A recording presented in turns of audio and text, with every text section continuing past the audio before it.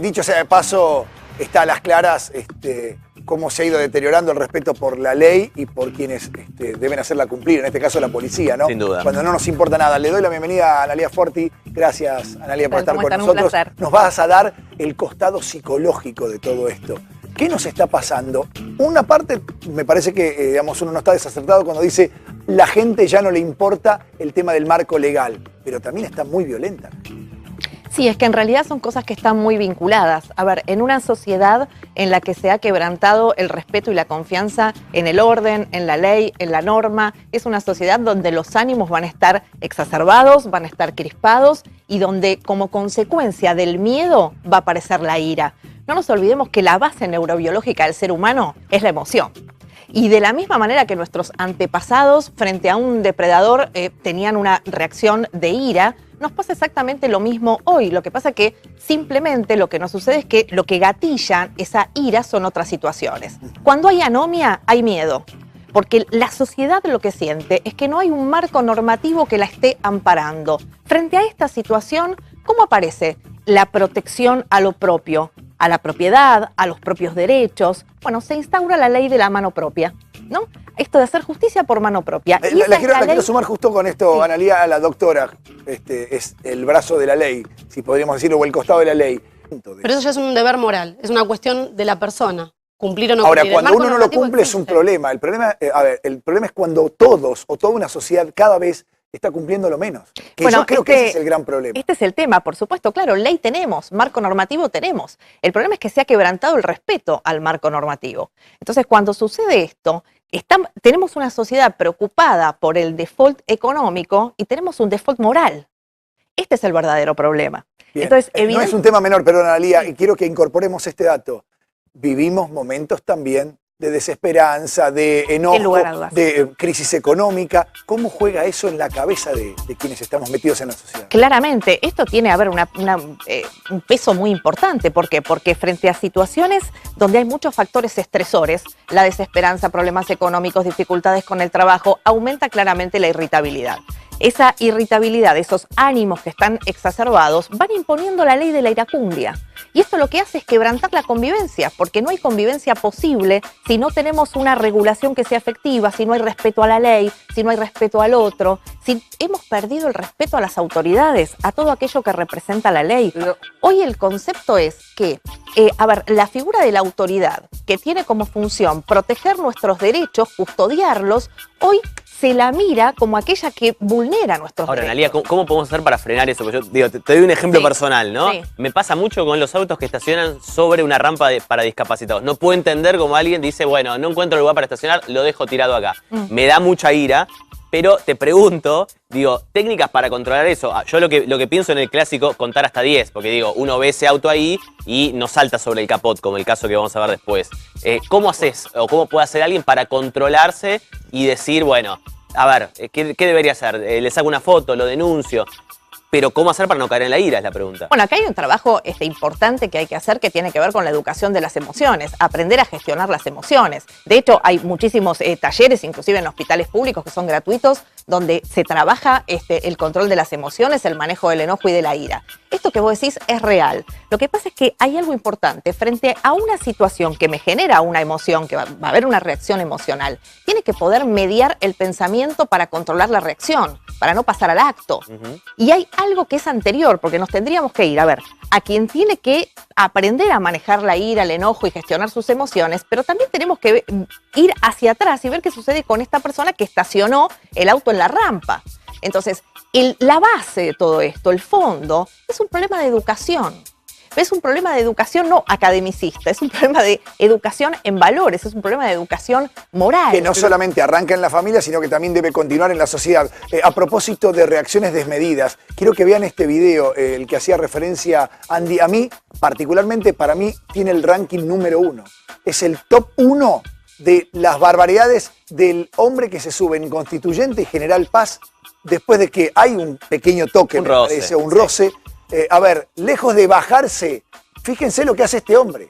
Sale por la ventana del auto. Sale por la ventana de su propio auto y se sube al capón de la camioneta que lo rozó.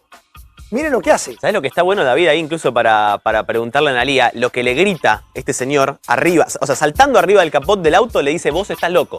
O sea, Sí. al que lo chocó le dice, vos estás loco. Mirá, ¿Cómo mirá, me vas a mirá, chocar? ¿no? Patea el capot y además cuando se baja el dueño de la camioneta, lejos de que sea él el que le dice, vos estás loco, no, el mismo que patea el capot dice, vos estás loco. O sea, no hay ni siquiera un registro de la circunstancia, Analía, me parece. Totalmente. No hay registro absolutamente de nada, pero miremos la situación un poco más macro. Cuando se pierde el respeto, a ver, si yo supiera que esta situación voy a tener dónde llevarla y va a tener una resolución, entonces tengo confianza en las instituciones, probablemente esta reacción yo supiera que puedo manejarla por otra vía.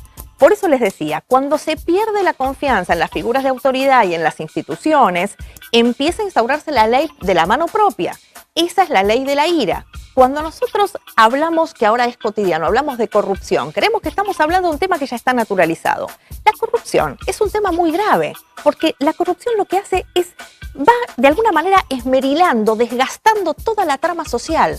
Entonces, cuando ya se pierde la confianza en las instituciones, en las autoridades, en la ley, en la norma, en quienes la van a hacer efectiva, en quienes establecen las garantías. Abre el juego para que todos los demás hagamos exactamente que lo mismo. vulgarmente se suele Esa es decir. la lectura que hace la sociedad. Sí, No, doctora. no, digo que vulgarmente se suele decir, en la calle uno lo dice, si no va preso el de arriba, no voy a ir preso yo por esto, no voy a ir, no me voy a comer 30 días de arresto por esto. Léamelo Es lo que legalmente. vulgarmente se dice. Bueno, ahora me meto o intento meterme en la cabeza de ese funcionario público o el de la grúa que hace, no me importa. Bueno, ahí tenés la clave. Está en representación del gobierno de la ciudad, sabe que lo están grabando, que lo están filmando y el gesto que hace es no me importa. Eso tiene una lectura muy clara. Mis actos no tienen consecuencias. Y como sé que mis actos no tienen consecuencias, sigo adelante. La pregunta es, ¿qué consecuencias va a haber? ¿La sociedad se entera de que esto tuvo consecuencias? Ustedes fíjense algo que es muy interesante. En los escritos judiciales es habitual poner será justicia como una afirmación. Claro. Bueno, para los argentinos es ¿será justicia? O sea, hay que ponerle el Es un signo de pregunta, interrogante. digamos. Hay que poner el signo de pregunta. Cuando está quebrantado esto, se rompe el pacto social. No hay más confianza absolutamente en nada. Entonces, ¿por qué yo te tengo que respetar a vos, que sos policía, si seguro sos corrupto? Y el policía dice, ¿por qué yo tengo que respetar al comisario si yo sé que es corrupto? Y el comisario, ¿por qué tengo...? Es así. Ahora, Perdona, la policía Una cadena muy desconfiamos grave. hace mucho de la justicia también. Digo, De la policía, en de momentos los malos jueces. económicos como el de ahora, todo esto se agudiza porque, por ejemplo, pasamos por la parte de un colegio y cuádruple de fila. Esto es de hace años, pero ahora que no sabemos qué va a pasar con la plata si llegamos a fin de mes, la luz, el gas, ¿es peor? ¿Está todo agudizado? Todo incide. Esto se monta sobre el problema de base. El problema económico se monta sobre el problema de base. Pero el problema de base es que cuando en una sociedad se quiebra, a ver, voy un poquito más profundo, cuando una sociedad se quiebra la imperancia de la ley, tenemos una imposibilidad de convivencia social. Voy un poquito más allá. El Estado funciona de alguna manera como con una función paternal. Es la función paterna, es la ley.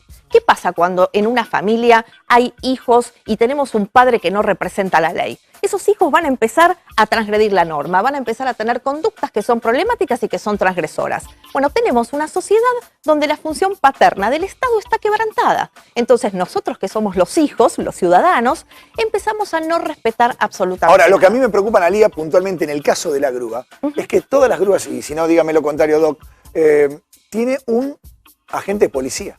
Es decir, tiene que trabajar con un agente de policía. Está el de la grúa y después está el agente de policía. Se supone que, a ver, en la cabeza de una persona medianamente preparada para ejercer el poder de policía está el discernir, a ver, le hacemos una multa pero no podemos sacar este auto.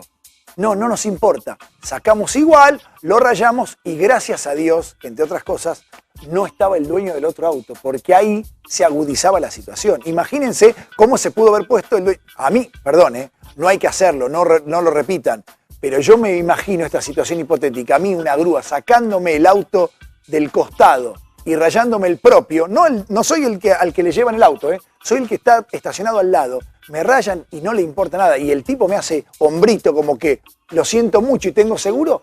Te digo la verdad, honestamente no sé cómo reacciona. No debería reaccionar mal, no corresponde.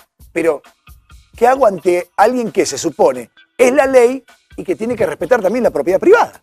¿O Bueno, no? si vos tuvieras la garantía tuvieras la garantía, la seguridad, la certeza de que vos tenés dónde recurrir para denunciar a ese funcionario y que eso va a tener una consecuencia, tu reacción se podría mediatizar a través del pensamiento. Entonces podrías recurrir a las instancias que corresponden. Como vos no tenés confianza en eso, porque probablemente no le hagan nada, porque nosotros tenemos instaurada ya esta conciencia, entonces ¿qué aparece? La justicia por mano propia, aparece la ley de la ira, aparece tu reacción para de alguna manera hacer equitativa o ajusticiar la situación. Bueno, y acá empieza la debacle social. En esto es en lo que vivimos en la sociedad de la ira. Bien. Analía Forti, muchísimas gracias. Un placer. Un placer tener tu mirada acá. Gracias. Estás invitada cuando quieras.